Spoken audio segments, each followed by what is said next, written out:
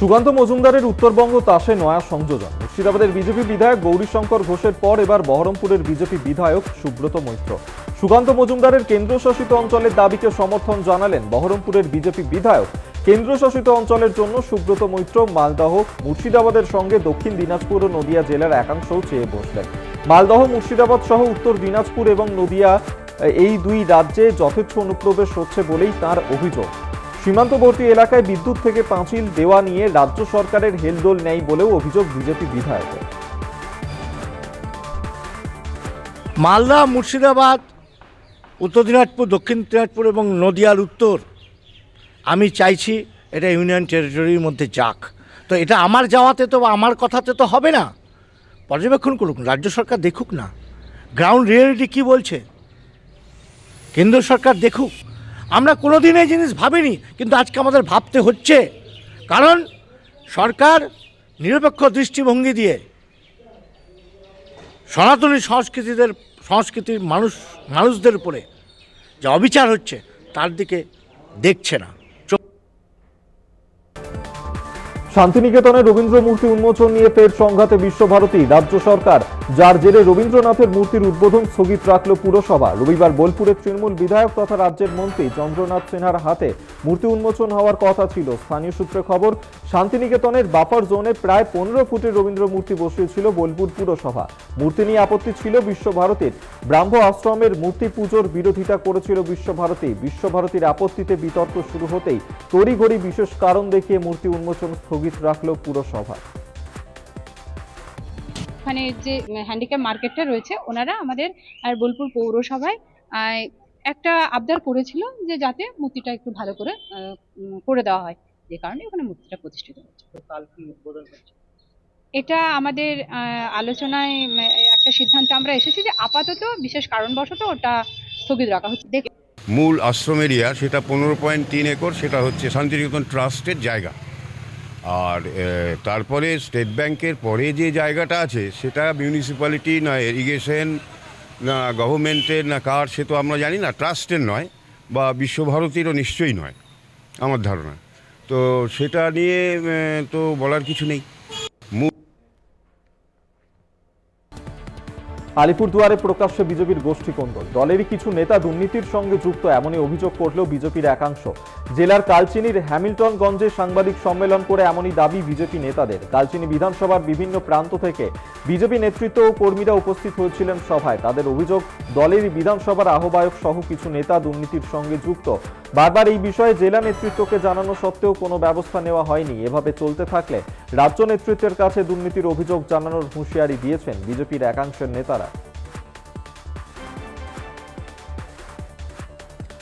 কলকাতা টিভির খবরের জের অসহায় বৃদ্ধার পাশে দাঁড়ালো প্রশাসন। খুশি বৃদ্ধা। বাঁকুড়ার পাত্রসায়ের বামিরা গ্রামের 70 শিলা বাগদি আবাস যোজনা বাড়ি থেকে দীর্ঘদিন ধরেই বঞ্চিত। ছোট্ট একটি কুঁড়ে ঘরে কোনো রকমে একাই দিন কাটাচ্ছেন বৃদ্ধা। কলকাতা টিভিতে ওই খবর সম্প্রচার করা হয়। এরপরই পাত্রসায়ের ব্লক প্রশাসনের আধিকারিকরা পৌঁছে যান বৃদ্ধার বাড়িতে। তাকে সব রকম ভাবে সহযোগিতা করা হয়। ইতিমধ্যেই ব্লক প্রশাসনের তরফে বৃদ্ধা শিলা বাগদিকে ত্রিপল, বিছানার চাদর, কাপড় এবং নগদ অর্থ দিয়ে সহযোগিতা করা হয়েছে। আগামী দিনে দ্রুত তাকে আবাস যোজনার বাড়ি এবং স্বাস্থ্যসাথী কার্ড তৈরি করে দেওয়ারও প্রতিশ্রুতি দেওয়া হয়েছে। ব্লক প্রশাসনের এই উদ্যোগে ভীষণ খুশি বৃদ্ধা শিলা বাগদি। মাকে খুন করে প্লাস্টিক মুড়ে বাড়ির মধ্যেই ফেলে রাখার অভিযোগ। ঘটনাটি মহেশতলা 19 নম্বর ওয়ার্ডের আকড়া জগন্নাথ নগরের। স্থানীয় সূত্রে জানা গিয়েছে, মৃত প্রভানাথ তাঁর এক ছেলে, পুত্রবধূ এবং এক মেয়েকে নিয়ে থাকতেন ওই বাড়িতে। ছেলে বিজয়নাথের বিয়ের পর থেকেই শুরু হয় অশান্তি। অভিযোগ, জমি জায়গা নিয়ে মা ও ছেলের মধ্যে অশান্তি হতো। পেশায় রংমিস্ত্রি বিজয়নাথ ও তাঁর স্ত্রী প্রায় মা এবং বোনকে মারধর করত বলেও অভিযোগ। স্থানীয়দের দাবি, শনিবার মাকে খুন করে প্লাস্টিকে মুড়ে ঘরের মধ্যে দেহ ফেলে রাখে বিজয় ও তার স্ত্রী। বাড়ি থেকে দুর্গন্ধ বের হলে প্রতিবেশীরা ঘটনাস্থলে যান। সেখানে তাঁরা দেখেন প্লাস্টিকে মুড়ে রাখা রয়েছে 62 বছরের মা প্রভানাথের দেহ। খবর দেওয়া হয় মহেশতলা থানায়। পুলিশ পৌঁছে মহিলার রক্তাক্ত দেহ উদ্ধার করে বেহালার বিদ্যাসাগর হাসপাতালে পাঠায়। আটক করা হয়েছে ছেলে বিজয়নাথ ও তার স্ত্রী মালতী নাথকে। সাত সকালে ঝাড়গ্রাম শহরে হাতি ঢুকে পড়ে, চাঞ্চল্য। হাতি দেখতে ভিড় উৎসুক মানুষের। রবিবার সকালে যেন শহরে ঘুরতে বেরিয়েছে হাতিটি। শহরে 13, 15, 16 ও 17 নম্বর ওয়ার্ড অর্থাৎ শ্রীরামপুর, বেনেগেরিয়া, সুভাষপল্লী, পুরাতন ঝাড়গ্রাম হয়ে জঙ্গলে ফিরে যায় সে। একদিকে সকালবেলায় শহরে হঠাৎ করে হাতি ঢুকে পড়ায় আতঙ্কিত শহরবাসী, তবে হাতি দেখতে তার পিছনে মেলার মতন ভিড় এলাকাবাসী। খবর পেয়ে ঘটনাস্থলে যায় বনকর্মী এবং পুলিশরা, ব্যারিকেড করে হাতিটিকে জঙ্গলে ফেরানো হয়। এদিকে ঝাড়গ্রাম শহরে দিবালোকে হাতি ঢোকায় উদ্বিগ্ন বন দফতর। জঙ্গল কেটে সাফ করে দেওয়ায় খাবারের খোঁজে হাতিদের গ্রাম বা শহরে ঢোকার প্রবণতা বাড়ছে বলেই অনুমান বনকর্মীদের। 2 দশক কেটে গেলেও তৈরি হয়নি নদী বাঁধ, এমনই অভিযোগে সরব আলিপুরদুয়ারের ভুটান সীমান্তের জয়গার আপার খোকলা বস্তিতে। খোকলা বস্তির পাশ দিয়ে বয়ে চলেছে ভুটান পাহাড়ের থেকে নেমে আসা গোবরজদি নদী। বাসিন্দাদের অভিযোগ, 19 বছরেরও বেশি সময় আগে ভেঙেছিল নদী বাঁধ। এখনো বাঁধ তৈরির কোনো উদ্যোগ নেয়নি প্রশাসন।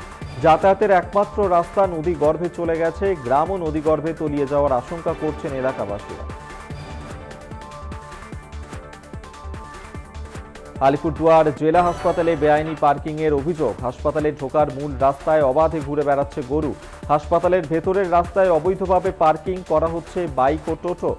অভিযোগের পর এই নিয়ে অভিযানে নেমেছে হাসপাতাল কর্তৃপক্ষ। হাসপাতাল সূত্রে খবর, বেআইনি পার্কিং এর কারণে দুদিনে প্রায় 25টি গাড়িকে ফাইন করা হয়েছে। বেআইনি পার্কিং এর বিরুদ্ধে অভিযান চালাবে হাসপাতাল কর্তৃপক্ষ।